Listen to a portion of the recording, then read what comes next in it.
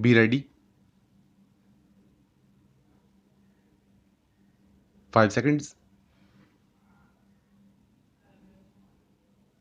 Start. Mr. Deputy Speaker, Sir, I rise to support the budget proposals. The budget is framed in such a manner that I think it is the duty of everybody in this House to support it.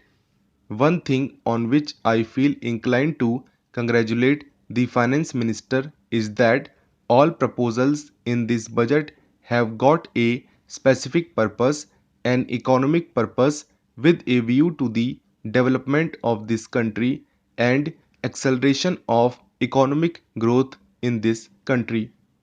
The finance minister has not submitted, if I may say so, any temptations to inflict penalties and burdens without an eye on the measure in which the proposals may benefit either the exchequer on the one hand and the measure in which it may or may not impede the economic growth on the other hand.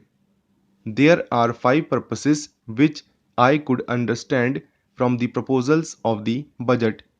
One is rationalization of tax structure on the basis of principles spelt out by the Venture Commission, namely that if the rates of taxation are such as will leave a margin for the taxpayer to serve as an incentive for hard work and for the revelation of his income, then a larger revenue on an overall basis can be collected. In this house, on many an occasion, we discussed this proposal of Venture Commission, and the mood of the House and the mood of the government at that time was to reject those proposals on the ground that on previous occasions when it was tried, it was found that the taxpayer did not become honest merely by the reason of the reduction in the tax amount. I for one am happy that the government have now found their way to appreciate the rationale behind the proposals made by the Venture Commission. The rates now proposed are more or less on the levels suggested by the Venture Commission.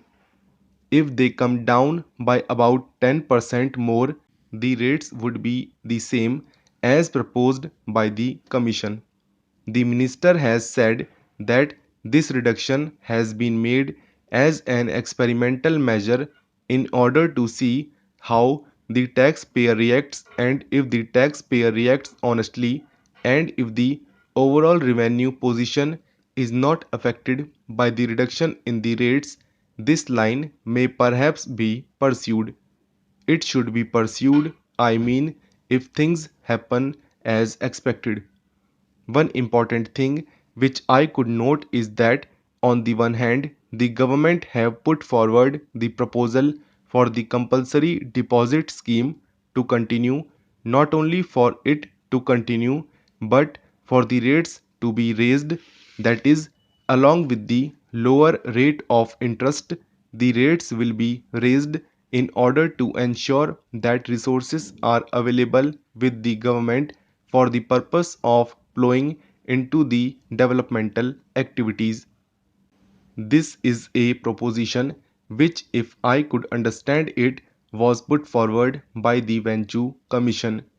I congratulate the government for taking care that the rates of interest are reduced on the one hand and the revenue, not exactly revenue, but resources in the hands of the government is not affected on the other. They have adopted this measure.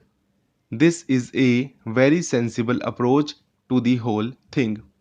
Secondly, there is a very noble proposal for which I should congratulate the government.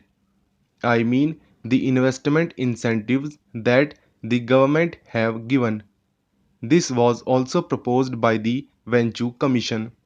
The following are there in terms of incentives. One is the proposal for investment allowance, which of course is another version of what was in existence as the initial depreciation allowance earlier. with certain modifications. The principle accepted is that if a person puts in his money for investment, there will be an allowance for it. There was a rehabilitation allowance, but there was no guarantee that the money which was reserved in the name of rehabilitation was plowed back for real rehabilitation. The money was reserved and it became the property of the persons concerned. There was no monitoring agency to ensure that the concession given by the government was made use of for conserving and saving money and that it was used for the purpose of rehabilitation. They have now taken care to see that this investment allowance becomes available only if it is utilized for the purchase of new machines and plants. The specific purpose of ensuring the utilization of the fund is now taken care of. Another proposal is that the money should be deposited in the Industrial Development Bank of India and that to the extent of the deposits so made, there would be a deduction in the surcharge.